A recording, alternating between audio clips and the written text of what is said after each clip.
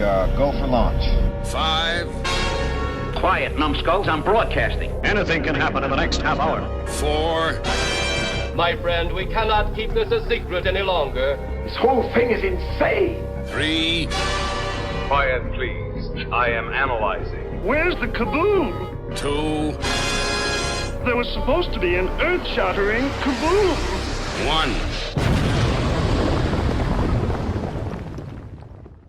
We interrupt this program to bring you a special report. Monsters do have their place.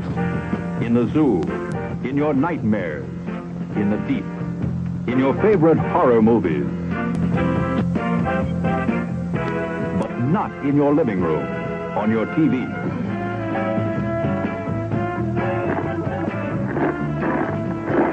Don't let pay TV be the monster in your living room. Pay TV and cable TV companies are seeking the right to charge you for the very programs you now get free. If you want to stop pay TV and save free television, sign the petition in the lobby of this theater. Let your lawmakers know how you feel in the fight against pay TV and cable TV.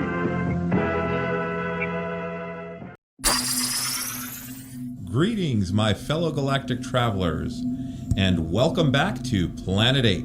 This is your Mission Commander Larry speaking to you from our hidden base. Chief Engineer Bob is here by my side as always in the command center, and circling Planet 8 in our orbital spy satellite is Reconnaissance Officer Karen. And on this episode of Planet 8, we're going to take turns sharing with you shows that we've been binging or watching while still in this pandemic. Straight away, we're going to kick it over to Chief Engineer Bob. Bob, why don't you regale us with what is one of the shows that you've been watching periodically or binging more than periodically? Well, yeah, there's a couple that I've been binging on. Actually, maybe like 3. But I'll start off with Lieutenant Debbie and I went back in time about 10 years, and we binged our way all the way through The Walking Dead.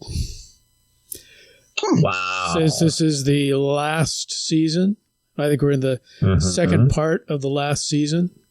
And basically, I think she came in, I want to say about halfway through season 10. So there was a whole lot going on before that she had no idea about. So we went all the way back. And I got to say, the interesting thing of doing that is if you remember as we watched The Walking Dead real time, there's all these breaks and months in between episodes and everything. So a lot of it just seems like, man, this is being dragged out for a long time. But when you watch them back to back and, two and 3 a night or whatever, the pacing is actually really good. It's like, like when, spoiler alert, there's going to be spoilers in this episode. When Glenn falls off the dumpster and into the crowd of walkers. And I think, if I'm correct, that took place like around Christmas time.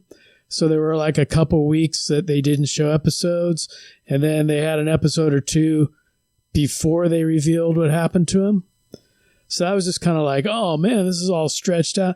But no, you watch them back to back and it's like, oh, okay, boom, boom, boom. Oh, there's what happened. Same thing with like a lot of people tuned out on the Negan season because it was just so dark. And Rick was just so browbeaten the whole season that people kind of lost interest. And it's like, well, you watch them back to back to back, and that whole season goes by like within a week or so. So, like I say, you watch it just straight on, and the pacing is good and all that. And I think the writers just look at episode to episode. And they don't look at, well, let's see, we've got a 4-month break in between these two, and we've got a 2-month break in between these.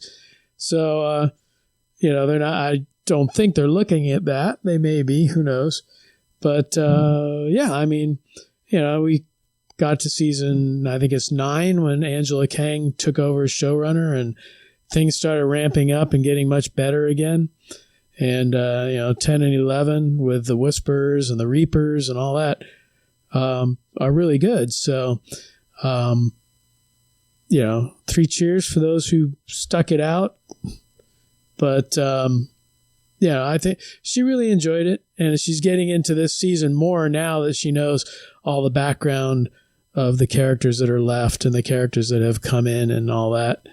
And recently we've been seeing pictures of Andrew Lincoln hanging out in Atlanta, out eating dinner with Norman Reedus and taking pictures with fans and all that. So he's there, and they're still recording episodes. So maybe he'll return before the movies pop up. Who knows? He has said that he kind of regrets leaving the series because after he left, Angela Kang took over and it got really good again. So, I think he kind of said, oh, man, okay, I made a mistake there. Yeah, what else has he done since Walking Dead anyway? Well, he wanted to quit to spend time with his family. And, I guess you can only spend so much time with the family before they want to kick you back out again. Who knows? That money. He may jump into some episodes at the end, which will lead into, I guess, the Carol and Daryl spinoff and also the Rick Grimes movies and all that. So we'll see. It'll be interesting. There's supposed to be other spinoffs. I guess there's one where they're going to do like individual stories, and some will focus on characters who have been killed off or aren't there anymore, but it'll go back and tell one of their individual stories and things. So, yeah, there's a lot going on. But, we went back and binged our way through, and glad that we did. That's cool. The Carol and Daryl show kind of reminds me of the Mary Tyler Moore show, and then Rhoda got her own show. Well, I picture it sort of like a Bob Hope road picture type thing, or Dean Martin, Jerry Lewis, something like that. I speaking of Rhonda, just for my mother's sake, this is Carlton, your doorman. You still love that part of the show. Anyway, I digress. Let me ask you something, Chief. When do you think Rick started getting dark? Rick started getting dark? God, It was actually pretty early on, I think. I mean, he had some problems. I mean, come on. He kept, once Lori got killed, and he kept seeing her, and he was following her out into the woods and stuff.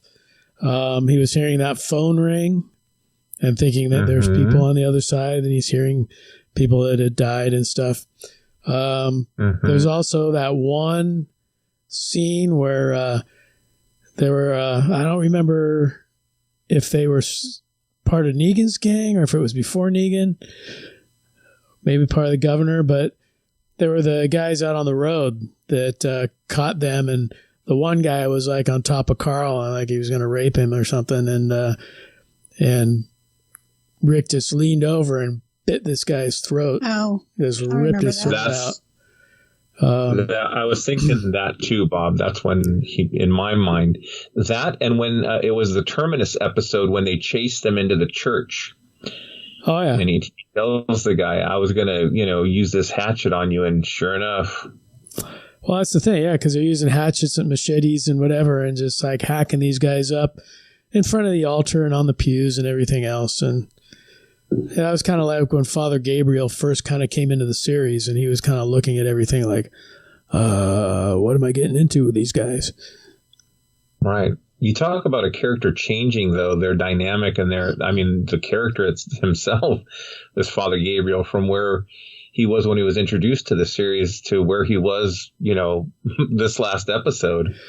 Well, yeah, I mean, he was basically a coward that locked his flock out of the church when the walkers were coming, and he lost his whole congregation because they were all locked out and being attacked, and then he was suicidal because he was feeling guilty about all that, and now he's like the leader of Hilltop, right? And he's like one of the higher ups, pretty much. Well, the council, I guess, or whatever they have now. And he was a sniper and all that. He's, definitely changed.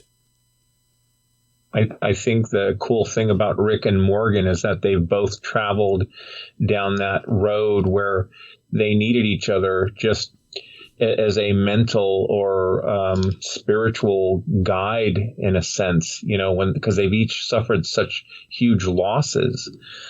Speaking of Morgan, do you guys watch the Fear the Walking Dead program? Either you or Karen? Yeah, oh yeah.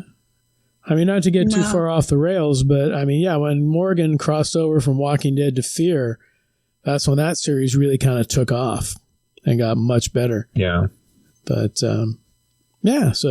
Yeah, I there were some episodes of Fear that were better than The Walking Dead during that, a couple of seasons where they were kind of like, I don't know where we're going.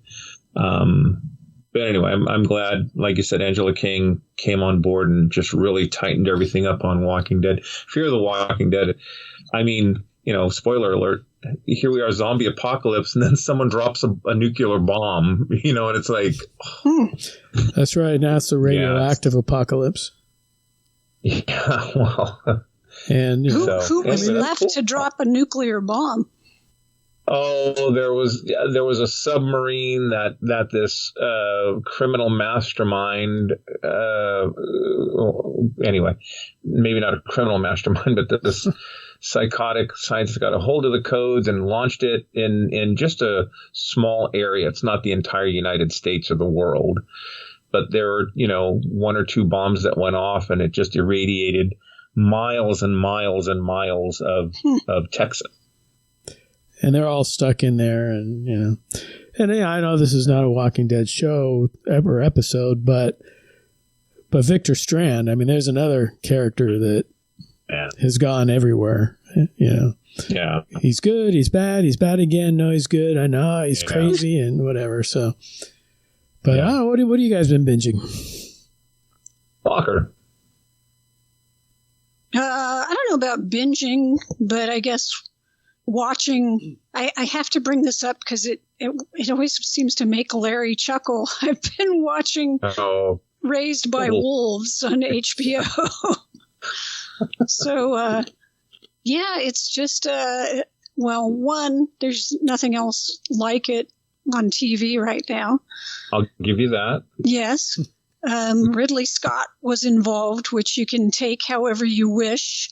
I think, Ridley Scott has made some great sci-fi films in the past, and then there's Prometheus. So, it's half of one and six of the other, or whatever. So it seems like this Wolves program's you've been into this for a while. How many episodes are there? How many seasons?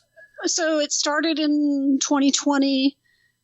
So they're on the second season now. I think it's been like 8 episodes per season. The second season is in progress. I think it's more than halfway done. Mm-hmm. So the basic premise being it's set in the future. I'm not sure how far, but they have like intergalactic space travel.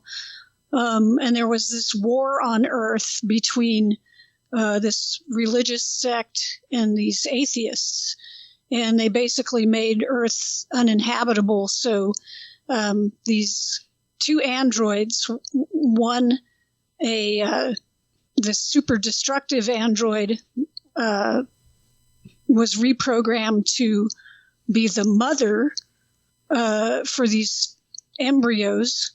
And then another android, a service model, was programmed to be the father. And they were sent into space to find a habitable planet and kind of repopulate the human race with these embryos that they were going to, raise to childhood and all that. And they were sent by this atheist guy. And then the religious people had built this giant ark, which was a giant spaceship, and they got aboard that, and then they kind of followed, and they came about 10 years later. But the embryos that the androids crashed on the planet, and basically of all the embryos they had, there were like 7 that they were able to grow to childhood, but only one of them survived because the planet was very inhospitable. And so essentially then it became a struggle between the androids and their child and the religious sect. And there's just all kinds of crazy stuff that goes on as they have confrontations, as the androids discover more things about themselves, and just a lot of stuff going on in the show. And I think the thing is it's like really, it's interesting science fiction. I don't feel like we have, like it's similar to me in recent shows I would compare it to would be something like Westworld, in that, it's a show that asks a lot of questions, makes you think a lot about things like, what is a family? What is, how do religious beliefs and people who don't have those beliefs, how do they come together, or how do they have conflict, and why, and what do we believe and why do we believe it? And I don't know, just, like most really good science fiction, it raises a lot of thoughts. So at some point, do they go to the moon and meet up with John Jameson and Moon Wolf, and where do the wolves come in? Yeah, I know the title might seem confusing, but the female android, so she was a model called a necromancer, and when she activates her powers, she's sort of like Dark Phoenix. She raises up in the sky and her skin turns coppery, and she does this shriek that basically disintegrates everything around her, which is pretty impressive. But I think then she has this basic conflict between the fact that she was really designed for destruction, and now she has this charge to be this nurturing creature. So that's a whole nother issue in the show, because she's not the greatest mother. Well, if it's only a couple seasons and 8 episodes each, I have a chance to catch up, I think. Once it gets too far away, it's too daunting. Yeah. But it looks interesting. It's got some interesting design choices, things like that. Later on, there's flying snakes and seas of acid.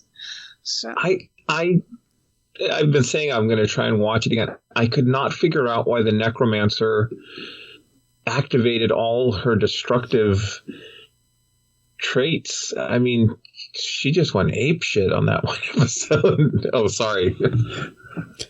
Yeah, well, it's like when she feels threatened or feels her children are threatened, because at one point she takes in these kids from the religious sect, and that becomes her family. And she feels like they're going to be taken away from her. She just basically goes bonkers. So, yeah.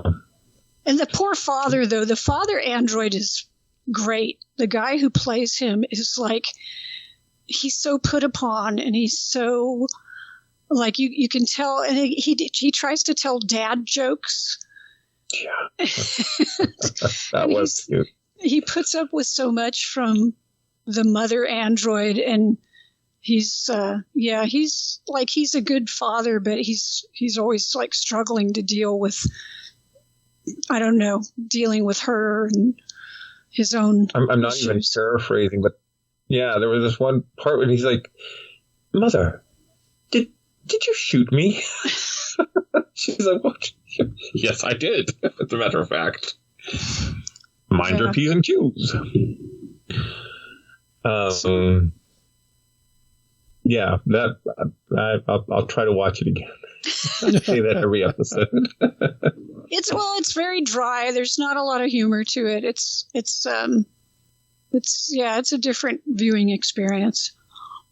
Yeah, I don't know. I won't No, go ahead. No, it's just, I think it gives you a little something to think about. I love Star Wars, but to me, Star Wars is not science fiction. It's space fantasy or space adventure. It doesn't require you to think about anything. It doesn't ask any questions. I mean, it's like, at least Star Trek most of the time, well, it used to anyway, it raised questions about like humanity, what is it to be human? What's our place in the universe and things like that, and I like that aspect of science fiction. I mean, even something like Logan's Run would make you think about stuff like overpopulation and mortality and all that kind of stuff. And it's good just to have some science fiction shows that actually, raise kind of big ideas. So I guess I like my science with a couple of fart jokes here and there because... well, then you have Red Dwarf. A little bit. There you go. There were interesting components when you mentioned the science fiction part of it, where you do ask why, and it was just too dry for me. I don't know. No, I can see that. Too much of a jokey person, I guess. But I will say, I always take Walker's recommendations, Bob as well, to heart. So it's just a matter of finding time. We have all these shows that we're binging and watching, and such as one of those shows I've been Star Trek Prodigy, and it's a cartoon. I think it's on Nickelodeon. It's definitely on the Paramount. Paramount, yeah. Oh, is it on Nickelodeon too? It was on a kid's show as well, I think, initially. I don't know if they moved it all the way to Paramount, but... That'd be smart of them. I was disappointed with the episode of Discovery. I mean, I was wanting to get some kind of a Star Trek fix, and... so, I'd heard about Kate Mulgrew coming back and doing a version of the Janeway character, and it turns out that she is a holographic, kind of like a trainer on this ship called the Prometheus. And I haven't finished. There's 2 or 3 episodes left this season because I can't figure out how the Prometheus got to the Delta Quadrant. But anyway, John Noble plays this evil character called the Diviner. And his daughter Gwen basically rebels from his ideology, and he has this like asteroid with all these enslaved aliens on there, and this one of the kids has some friends, and they escape and they fall upon the Prometheus, and the Janeway program had been damaged, and she's thinking they're Starfleet cadets. And so she's like, well, cadets, we're going to run the Prometheus, and we're going to do the training program and this, that, and the other. And as the series progresses, because they escape, spoiler alert, and, they fall upon these team building missions that Janeway puts them through in the holodeck. And then there are some things that they have to get because, the dilithium is depleted or some manner of item. And they have to go to a planet and work together to kind of work it out and figure things out. And I was telling Karen about this. I think you said you saw 1 or 2 episodes and it reminded you of the Guardians of the Galaxy. Yeah. I mean, I've watched a few more, and yeah, I can't say I'm a big fan of it, but it's gotten a little more like Star Trek since then. It's Star Trek, and there are a lot of fart jokes, so that kind of lends into my my sensibilities. There was a fun episode though that was called I don't know if it's called Kobayashi Maru or Kobayashi. Let me take a quick look here. Kobayashi. It was called Kobayashi, episode 6. And basically, Dahl, the quote-unquote leader of the group, is doing the Kobayashi Maru simulation, and he wants to beat it. And the computer allows for him to pick his crew. So you have the voice of Nichelle Nichols as Uhura, Renee Auberjonois as Odo, Jimmy Doohan as Scotty. Gates McFadden comes on as the Doctor. And I think Gates is the only one who recorded new dialogue. They picked pieces of dialogue from these actors in their time in whatever iteration of Star Trek they were on. That was a fun episode to watch. They had Leonard Nimoy as Spock too, right? Right, you're right. They had Leonard Nimoy as Spock, and it was a fun episode. Good use of those actors. Let me see. Yeah, I haven't gotten to like 7, 8, 9. There's 10 episodes. So I'll be continuing to binge on Prodigy. Supposedly Chakotay is going to show up in some form. I don't know if it's going to be a hologram or whatever. And I wasn't a huge fan of Star Trek Voyager, but my niece Kayla, that was her Star Trek. Just like episode 1, 2, and 3 was her Star Wars. She knows of the other episodes, but when Tuvok was introduced, she would call him Mr. Tupac. So I give her a hard time whenever we talk about Star Trek. But yes, if you're wanting some light science fiction and some healthy doses of humor, like the Clone Wars, Star Wars, the Clone Wars, there are episodes that are strictly going to be kid episodes that are meant to sell a toy. And then there are some other episodes that really have good writing, like the Kobayashi episode. And even the pilot episode I thought was very well written. So yes, that is one of the shows that I'm currently binging on. Want to kick it back to Bob or to Karen? Well, speaking of Star Trek, loosely, sort of, kind of. I was watching John Cho, who plays Sulu in the Kelvin movies. And he's been starring. There's only one season, and they canceled it already. But over on Netflix, they have a live-action Cowboy Bebop. And I've been watching that and quite enjoyed it. It's only 10 episodes. And obviously, that's all there's going to be. But John Cho plays Spike Spiegel, and he, Jet Black, and Faye Valentine are flying around the galaxy in this ship called the Bebop, and they're basically bounty hunters, and they're going around and trying to make money and things, but they also get tied up in the mob because, as it turns out, spoiler alert, Spike Spiegel was a hitman for the mob. And so he quit. They don't like that, so they're after him. So you've got all these kind of standalone adventures as they're going off against these different bounties. And then you've got the thread that holds them all together where the mob is chasing him or trying to get to him. And there's a lot of cool kind of twists and things. In fact, one of the mob bosses is played by Adrienne Barbeau in one episode. Oh. So she shows up, and that was pretty interesting. This is based on the Japanese cartoon that was created by Shinichiro Watanabe. And they even brought back the composer, Yoko Kanno, who did the music for Cowboy Bebop. And the music for Cowboy Bebop is very, very much like a jazz type soundtrack. So that's like a big part of the series. So it was big that they brought him back for the live action show. And everything from the credits. The credits look like some 70s detective show type opening. A lot of kinetic images and graphics and things. And just the music, it all works. And I thought it was a really good series. It's just, I don't know, I guess it just didn't quite catch on Netflix.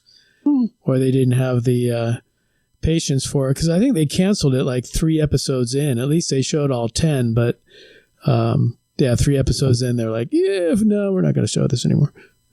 Maybe it was... That upsets me. Go ahead, Walker. I was just going to say, maybe it was really expensive for them to make. I don't know.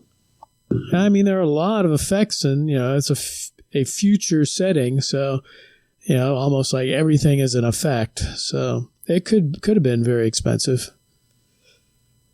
I don't know the way that the revenue works with shows on Netflix, but it upsets me. They did the same thing with the not Man Thing, but the Swamp Thing, for DC, and that was a damn good, show. And I got so mad I stopped watching after like the 4th episode. I was like, why bother? Well, they didn't show all the episodes, right? I think they showed them on the CW, but I think they were cut for commercial time.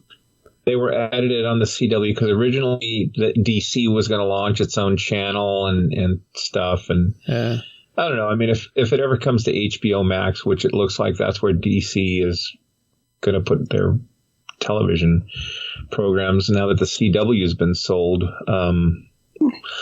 So yeah, I feel for you on that one, Bob. Well, I mean, I bought the Blu-ray of Swamp Thing, so if you have the urge and you need to borrow it, let me know. Thank you, Chief. Thank you. Walkie, what else you got going on there, bud? So I don't usually watch like real life shows. I don't even know if this counts as real life. I don't think anything we cover here does. Well, I've been watching a show called Jackass. Including when we talk about ourselves. But somebody in one of my feeds turned me on to this thing called Hellier, which is a supposed documentary series, which is paranormally focused. Is that a word? Paranormally? It's focused on the paranormal. Let's say that. And there were 2 seasons of it. The first season, I think, was only 5 episodes, and then the second season, I think, had 8 episodes, maybe 10. Let me see. I'll look it up here. 4, 5, 6, 7, 8. Okay, so the second season had 10, so it was twice as long as the first season. Essentially, it's about these paranormal investigators who get caught up in things going on in Hellier, Kentucky. So Hellier is a place. Initially, they get some emails about like goblins running around in the hills of Hellier, but then it gets weirder and weirder, and of course it goes into sort of this conspiracy that it seems to involve a variety of people, maybe even the government. If you're familiar with Mothman, it brings in people connected to the Mothman story, and it just takes a lot of crazy twists and turns. But there's a lot of really schlocky paranormal investigation stuff out there, and this one, though, really put together well, very high quality, very well constructed. Whether you believe it's authentic or whatever, it's well made and it was entertaining. So if you're interested in the paranormal, UFOs, aliens, that kind of stuff, I think it's worth checking out. And I should say that it's I saw it on Amazon Prime. I think the first season is available on YouTube. I don't know about the second season. But yeah, pretty entertaining. And that one I did really binge because I discovered it after it came out. And I think I finished the whole thing off in a week or so. The episodes, I don't think they were super long. Most of them, I think, were less than an hour. So yeah. Fart jokes? No fart jokes? I don't think there were a ton of fart jokes in that, so I don't know if it would match up to Larry's expectations. But well, sometimes I'll let things go. Oh, you really let it go sometimes.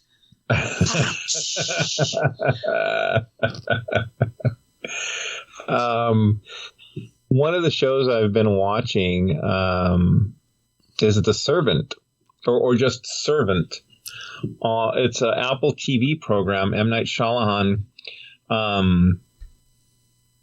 produces, writes episodes, has directed some episodes. And I'm not a big Harry Potter fan, but Rupert Grint plays the brother to the main female lead, and he has this American accent like locked. And he's a recovering addict, and there's a lot of swearing going on, and so basically the show is almost like it's a psychological horror kind of thriller, but it's not like bleh horror. It's more like Hitchcock. It's not, in your face blood and gore. There is so the female lead and her husband, they have a baby, Jericho, and the baby dies. And it's only months old. And the husband is a culinary chef person and was rather famous. So he was called to guest on this cable cooking show. And while he was away is when the baby passed away. And she left it in the crib and would take care of it, for the week that he was away. And he comes home and he's like, oh, my God. And, so they call the authorities and whatever. And she has to go to a psychologist, obviously.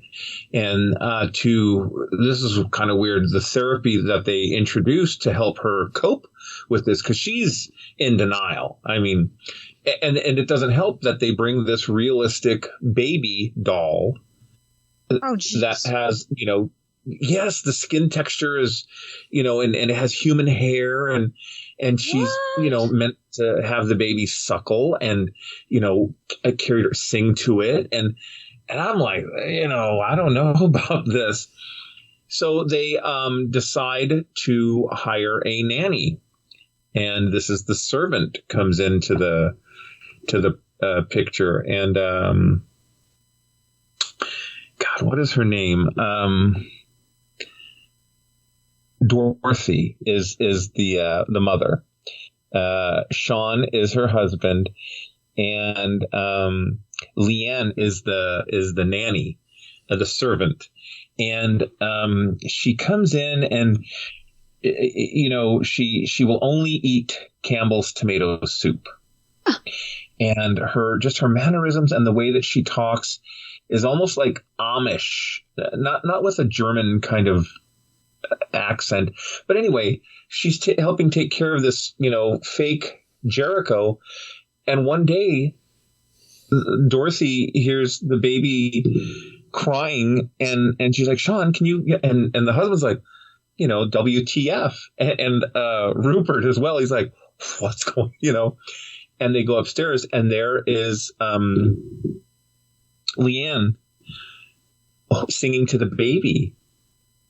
And they're like, what's going on? And so it's in its third season. There's a whole mystery as to how the baby came to the house. Is it? Why does? Oh, go ahead. Is it like the original baby? I mean, does it seem to be their baby that they had?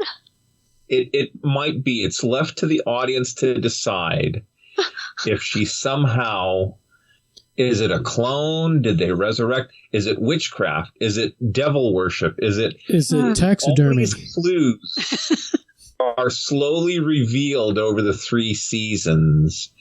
I will say that there is a cult that is involved. And, at first you think the cult is against her, and then it's for her. And it's really, really well thought out, well made.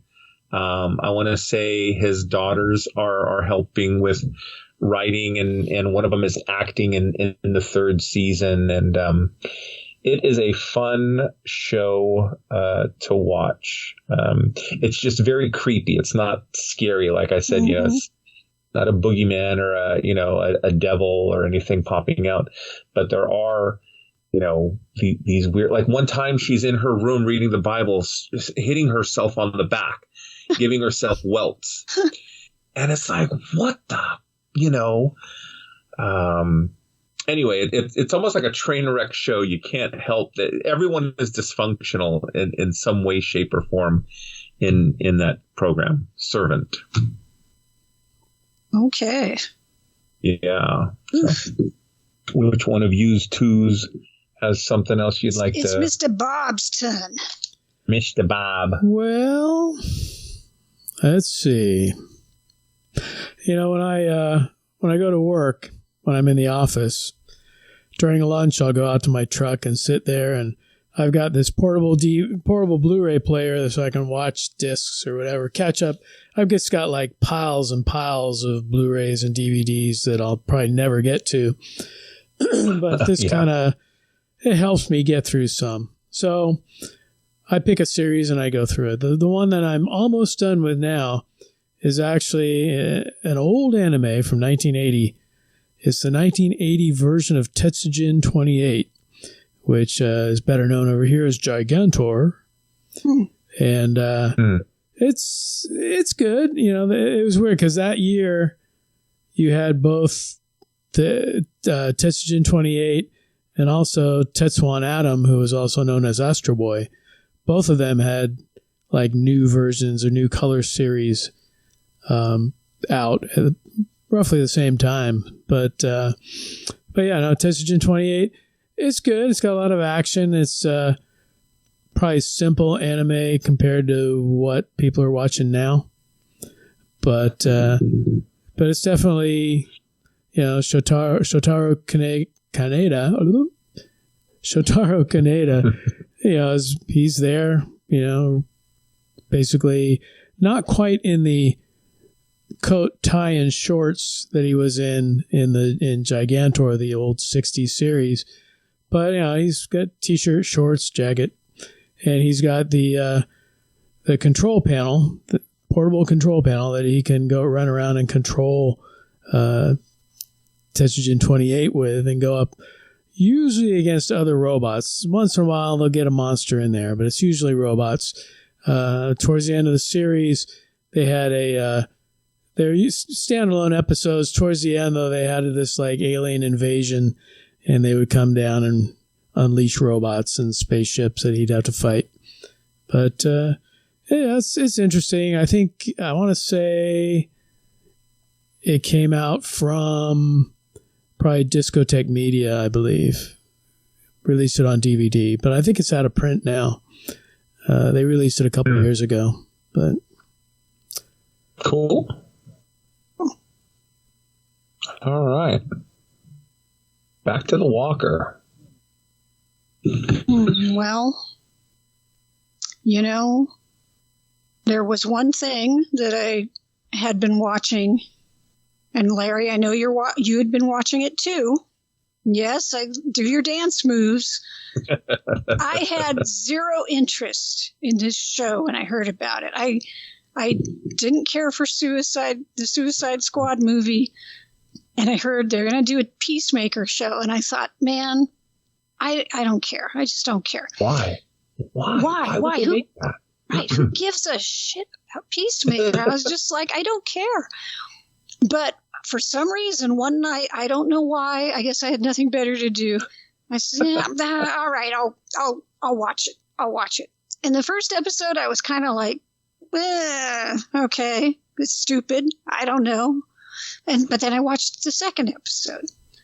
And then I started to get hooked on this stupid show. But the thing is, it was like I couldn't figure out for a while, is it just really stupid or is it really stupid and funny?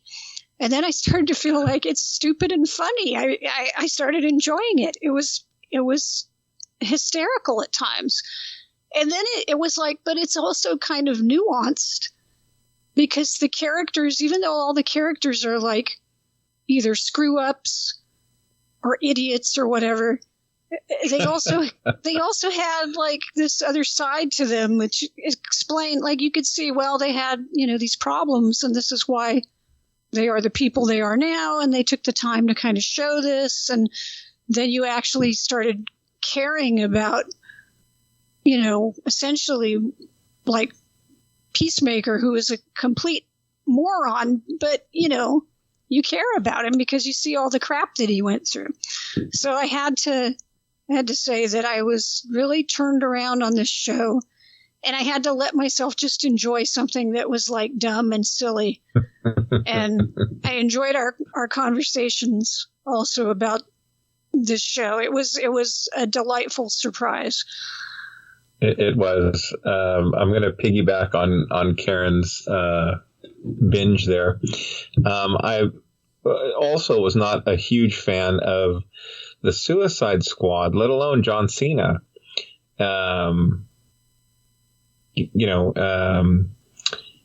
James Gunn, though, I mean, his work on Guardians of the Galaxy, and the jokes on the Suicide Squad were funny. I like the polka dot more than any other character, I think, in that movie. Never really a big Harley Quinn fan, but it is what it is. And so right away when I watched Peacemaker, the intro with the dancing and stuff, and I was just like, what is this? I mean, I've never had a superhero or genre related show open that way. And so like Karen, I watched the first and second episode, and she had texted me, or we were talking on the phone. She's like, hey, have you watched that Peacemaker show? And how do you feel about it? I'm like, oh my God, I love it. She's like, I know, I can't understand why. It's just nonsense, but it is a fun ride, folks. I echo everything Karen said. I have a new respect for John Cena. This is similar to me watching the Hawkeye series on not HBO, on Disney.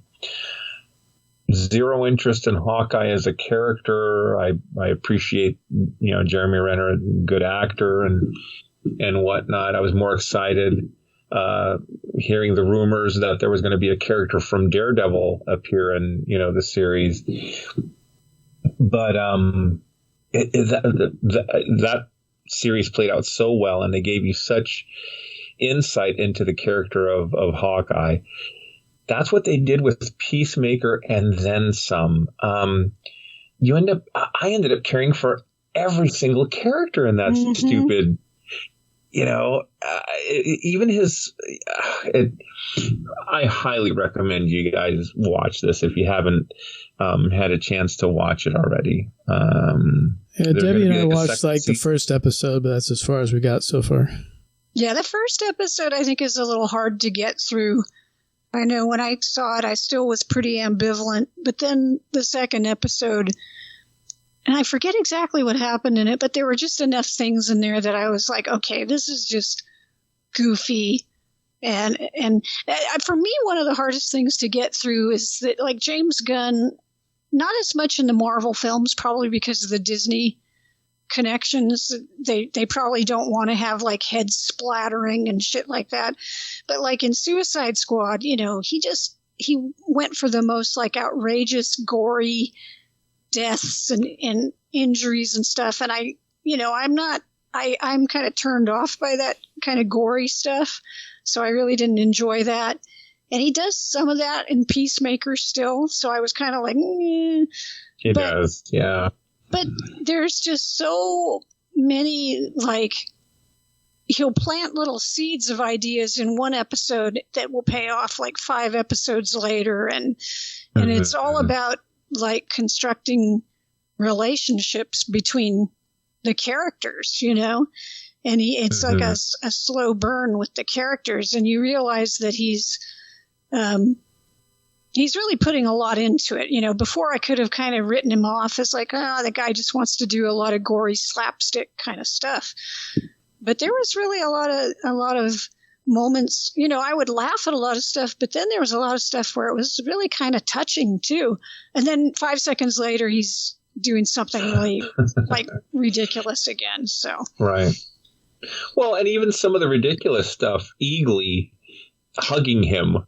It was like,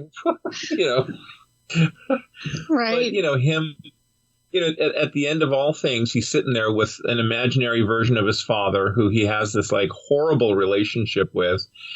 Actually, I don't want to spoil anything for Bob because you might end up watching this, Bob. So, we'll see.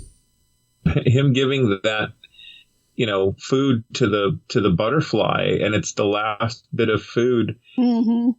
It's just this deep insight into this character. And then there's funny moments like, every helmet has like a different ability. One will do a sonic boom. One will allow you to fly. Right. This one gives you scabies. What is I know. That's like, what? So, well, that whole lair was so ridiculous, but it's like, it's like, here's a common comic book trope, right? There's this gigantic lair in his dad's house, right? That's in another dimension that, right.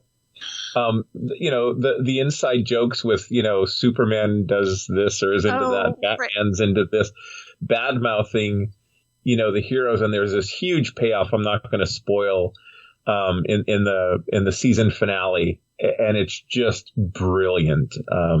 Well, and how they got those actors. Yeah. What was that? All the bad hair metal songs too. That was another Hanoi Rocks, and it's like deep cuts. It's like wow. It really was a good. I'm looking forward to the second season. I hope they can continue the momentum and the fantastic. From what I understand, James Gunn wrote every episode. Yeah, I think so. Kudos to him. Okay, let us segue back to Mr. Bob. Well, I don't think I have anything else. Though I do have a censorship. Actually, Bob, I will remind you of Superman and Lois, because that was the great connection that you and I had. Well, yeah. I don't really think of it as a binge, but yeah, we have been watching Superman and Lois, which I think really got its footing in the second season. And I agree. It's just, basically, for those who aren't watching, he's going up against Bizarro in the second season. And the fights and the battles, I mean, these are like epic movie level battles. I mean, this is not something you'll normally see on TV. And the characters, I mean, Superman, he first appeared in Supergirl. Was it Tyler Hoench, I think, that plays him? Yeah, he started off in Supergirl. He was in some of the crossovers. But luckily, they kind of left the series kind of pure. They haven't really thrown a bunch of characters in there, which I think is doing really well. So there's a lot of restraint not to, let's get the Flash in there and let's get Batwoman in there and let's get, John Deagle from Legends of Tomorrow. He's made an appearance, but that was really the only kind of crossover thing they did. But I mean, it's basically about Clark Kent and Lois Lane, and they've moved back to Smallville. They moved back to Smallville, and they've got two sons now, one of whom is gaining powers. The other one recently started gaining powers, but not the natural way. He was a football player, and he's basically taking drugs to make himself stronger, faster, more talented, whatever. But I mean, the whole cast, I mean, the characters are definitely interesting. Lana Lang is in there with her husband. She has two daughters and having family problems and leaning on Clark for a lot of that. And Lois's father, was in there as part of the military, and he was basically heading up this secret department that would work with Superman. And then he retired in the second season. They got this other jackass in there. And he's not working with Superman quite as well as he should. He's not. He ain't playing nice. But No, there's definitely been, some good episodes. And like I say, Bizarro, I mean, the way that they're depicting him has just been fantastic. Yeah, I agree. One of the things that... Oh, go ahead. Oh, where does Bizarro come from in this version?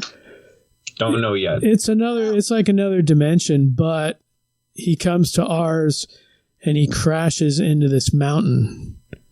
And so at the beginning of the season, Superman's having all these visions, and his head practically explodes with these visions, and he's fallen over, he can't function, and he's trying to figure out why he's having these.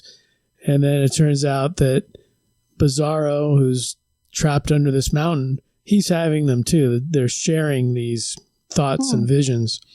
And finally he breaks out of the mountain, and then all kinds of frivolity ensues. Jocularity. That's right. Yeah. I think there's something more to be revealed, but that Bizarro, and it's played by the same actor, and so it's really, interesting to see him, doing like a Bill Shatner thing, good Kirk, evil Kirk. I want the brandy.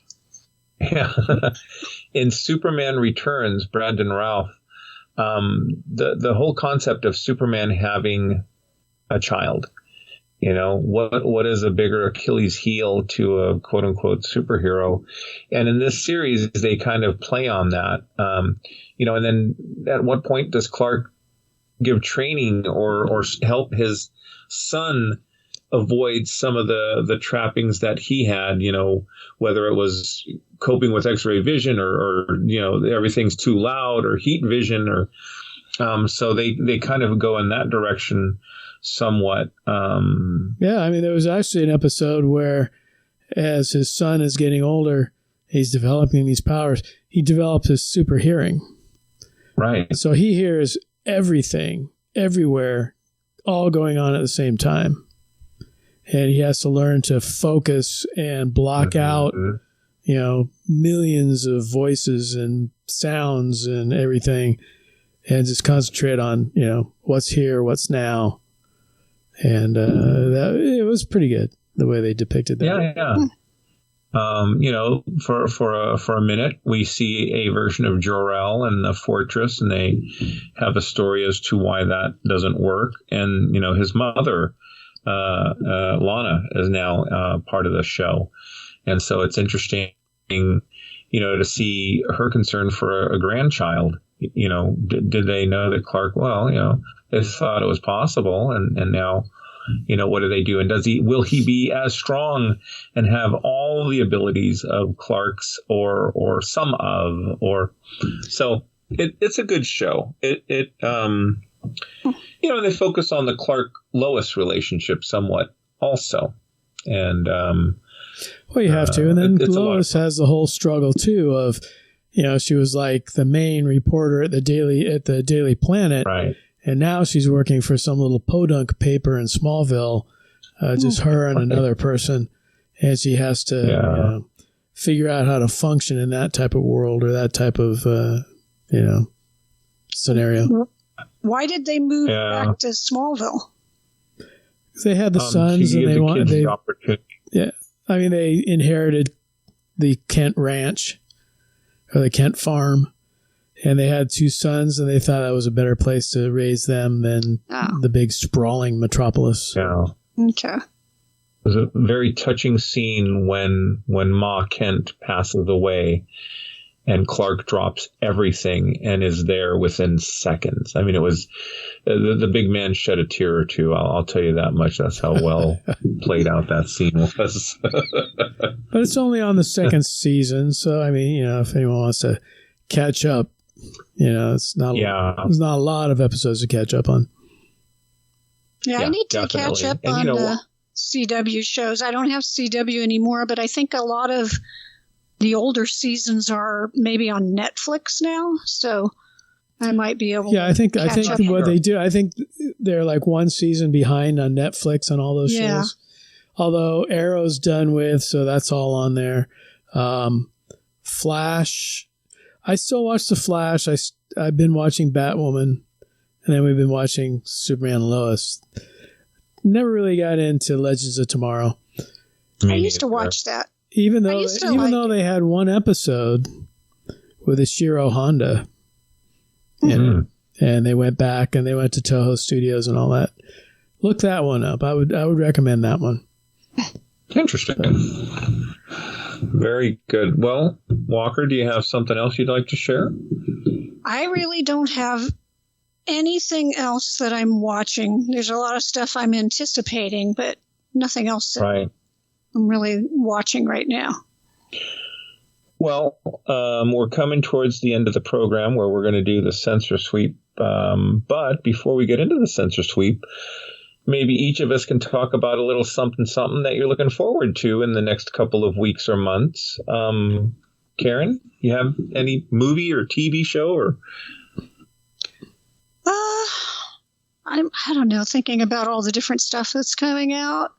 I mean, I think the Obi-Wan show, everybody's probably thinking about that, and what is that going to look like? What is it going to mean in the, the big picture of Star Wars? Because it's going to, it's going to be plugged in between the prequels and the original trilogy. So kind of wondering, how does that fit? Are we going to get some sort of confrontation between Obi-Wan and Vader that precedes what we saw in Star Wars? So I don't know. I keep hearing little things here and there, and so I'm real curious and hopeful that we will get something of the kind of quality and excitement that we got from Mandalorian, and not, dare I say it, of Boba Fett. So. So, yeah, I'm excited about that. Cautiously optimistic. John Williams came out of retirement to score that little show. Wow, so, I know. Yeah. Bob. Yes. What are you looking forward to? What are you anticipating? Well, I've been watching, it's not really a binge because these are on come out weekly, but I got High Dive channel mainly to watch the sixth series of Lupin the Third, and that's been great. Lupin the Third, Lupin's like the grandson of Arsène Lupin, the French jewel thief, and in this series, the first part of the series, he goes up against Sherlock Holmes' grandson. And that tends to be pretty interesting, just to see the two of them trying to outwit each other. So there's more episodes of that, so looking forward to that. Ultraman Trigger, I was watching that.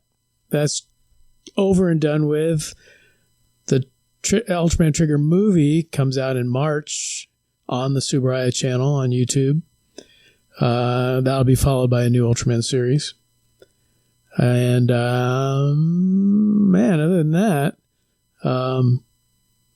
just the typical, Marvel hasn't gone wrong with the series yet. So, Moonknight should be pretty good, I would think. Oh, yeah. Yeah. And then, God, what else do they have? Like She-Hulk coming up and quite a few things. Seems like every week they throw, Ms. Marvel, we're going to do that. And then, we're going to do this other thing. And then, we're going to do another one.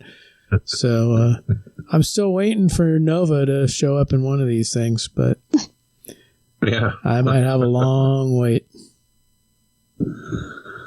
Well, I am looking forward to Lieutenant Jasmine and I are going to be going to see the Batman movie, all 3 glorious hours of it this Saturday. So I'm hoping, my fingers are crossed. It'll be surprisingly good. Like Shazam. Yeah, I remember that thing's going coming to the out. I totally forgot. Yeah. It's weird. Going to the movies these days is just weird. I mean, we really wanted to see The Kingsman, and that kind of came and went.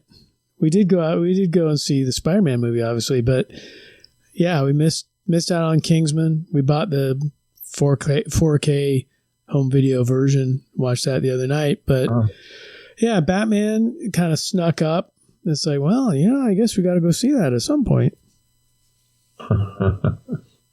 Yeah, I'm looking forward to it. I think we're all looking forward to the Doctor Strange film. That's coming out later on. Couple of couple of months. Hopefully not 3 hours long. Well, that's another one where like everybody's in it. Yeah. Well, let me tell you guys a story about a 3-hour film that Walker had me go see called The Fellowship of the Ring. Maybe it wasn't quite 3 hours. Maybe the extended it just version. It just seemed that long.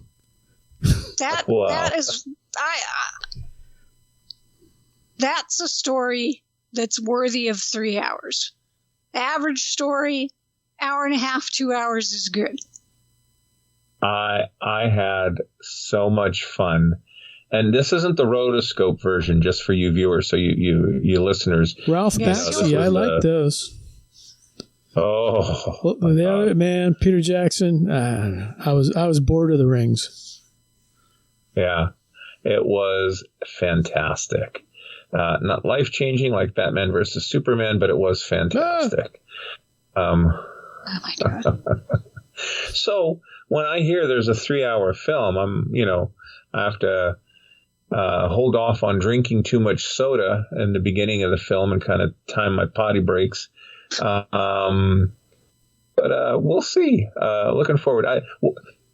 We'll see if my podcasters here of how they feel about it, whether we'll do a podcast about the Batman movie. But if not, I'll be sure to mention it here and there in future episode. Well, I'll have to put it on the Batman versus Superman scale. Was it right? I will be interested. I'll be interested in seeing what you think about it. And we'll see. I mean, come on, Batman, Catwoman, and the Penguin. When are you ever going to see? Oh shit! Wait a minute. Yeah, really? Never mind. Okay. Yeah. I just don't need to see crazy Batman anymore. It's played out. I'd like to see sane Batman who's a detective and smarter than everyone else. I'm just saying. I hate to disappoint you, but that doesn't make money for DC, so we're just going to have batshit crazy. We'll just I hear you. Dumbing everything down, I guess. I don't know. My understanding, he worked very hard. Was he going to go into it like past Batman? Yes, he is. So, speaking of that, we got the Flash coming out too, right? When does that come out? Yeah. So. Well, when does that come out? It seems like it's been on the schedule for a long time, but I haven't seen anything. Yeah. Well, I'm looking forward to that one as well. But for the fact that we're going to have old school Batman. November. Okay. November 4th. Oh, we got a long wait till then. We've got some time. But anyway. It is that. But hey, do you know what's coming? Yeah, I forgot to say. You know what's coming to Apple TV? And of course, I don't have Apple TV. I do not have. I forgot. Yes, but there's the Godzilla TV show based on the legendary MonsterVerse. So it's basically a MonsterVerse series, but yeah, Godzilla will be legendary, in it. Right? It's that version, which is interesting because the contract between Legendary and Toho for use of Godzilla was up after Godzilla vs. Kong. That was it. And now suddenly he's coming back in a TV series. So maybe I'll get more information on that as we roll along. But you throw some of that Apple money towards Toho and they're like, yeah, Godzilla, sure. So yeah, that was my only throw in, my side thing. Yes, I had that written down and I was going to mention it and I got all excited about Batman. I'm sorry, guys. Okay. Now, if they would just do Batman versus Godzilla. Hey, Batman versus the Predator and the Alien in that short... You know what they say, if Batman has enough time to prepare, he can take on anybody. That's true. Well, It is time. It has been time for our censor sweep, but we're just having too much fun. Mr. Bob, Chief Engineer Bob, you have this episode's censor sweep. Well, take it away, my friend. It's that time of the year again. And this is sort of a bittersweet one because we were not included this year. But we'll come to that. We'll come to that. The Rondo Awards just released all their candidates for different categories. Best of 2021. I'm not going to go through every category and every candidate, but I will go through some categories and just give our recommendations of we're going to basically tell you who to vote for. Okay, you ready? Listen up, comrade. I would say Best Blu-ray. The first category is Best Blu-ray. And I would throw King Kong 1976 out there. Ooh. Because of Kino Lorber, right? And, we love the Kong. Yes, the monkey. We say vote for the monkey. When my monkey die, everybody cry. So vote for Kong. Best Blu-ray collection. I would have to go with Kolchak the Night Stalker. Oh. Yes, sir. Favorite commentator. I have two. Both are nominated. One is friend of the show, David Schechter. Oh, yes. And the other is longtime friend Michael Schlesinger. Mm-hmm. So Michael used to be the movie curator for the Classic Library at Sony. So when we were doing Bay Area film events shows, we would get a lot of movies from Michael. And he appeared at a couple of our Godzilla shows because he actually directed and dubbed the U.S. version of Godzilla 2000. But he is up in that category. Nice. Book of the Year, I have two suggestions. One, I talked about in a prior censor sweep, Behind the Kaiju Curtain by Norman England.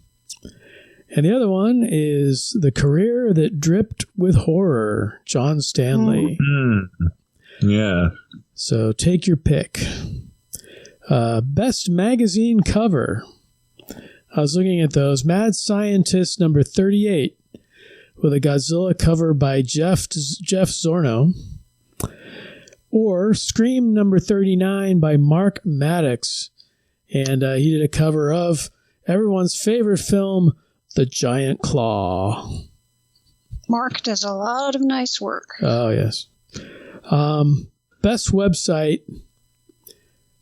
First year we were not nominated.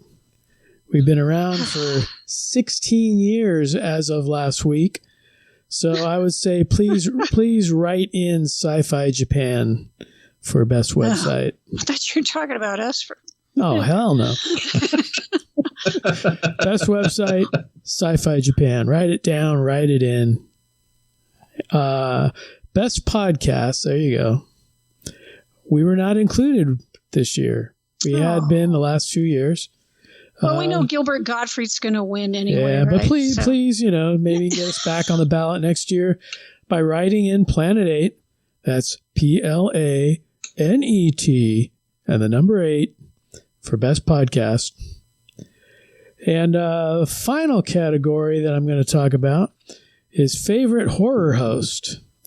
And there's actually 4, and you can pick through from any of these.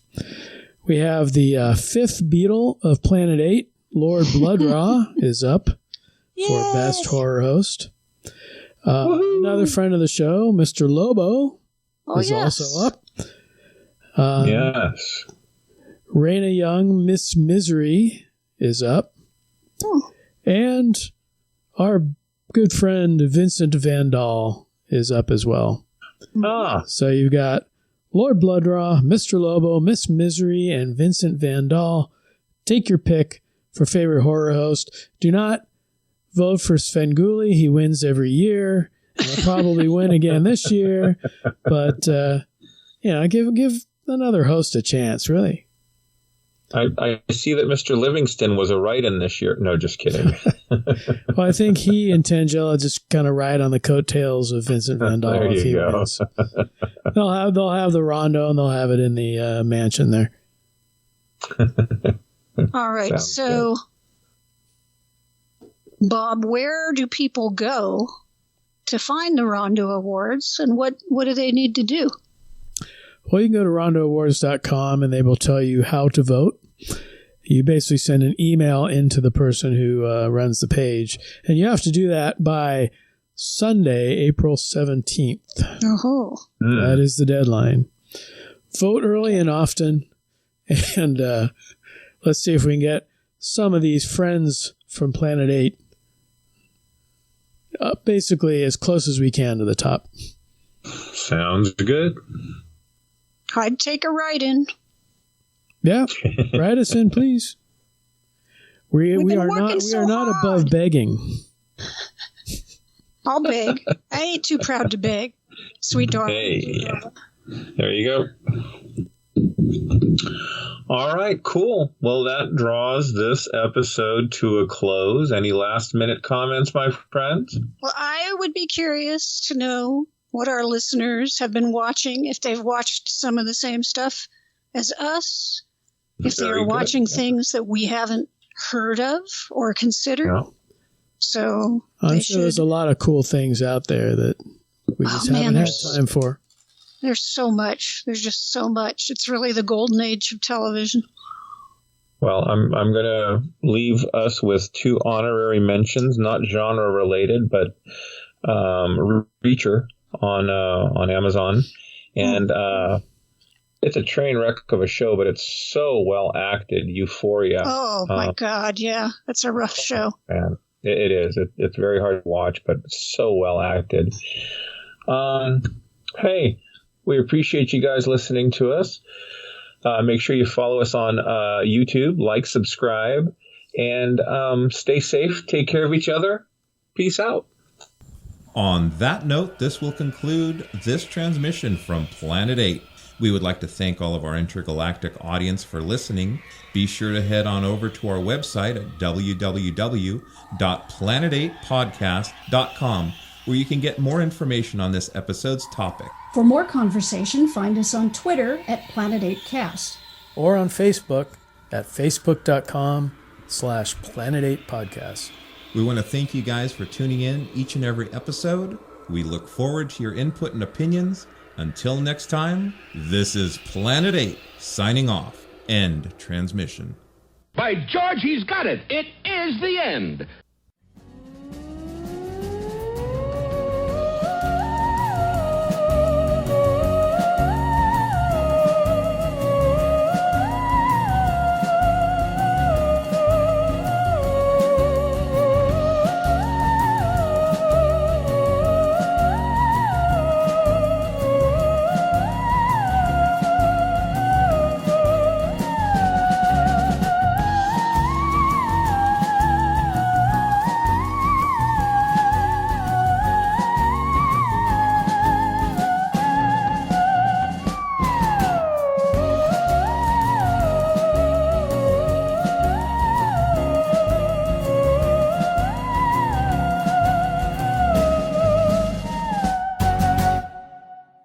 This concludes our broadcast day.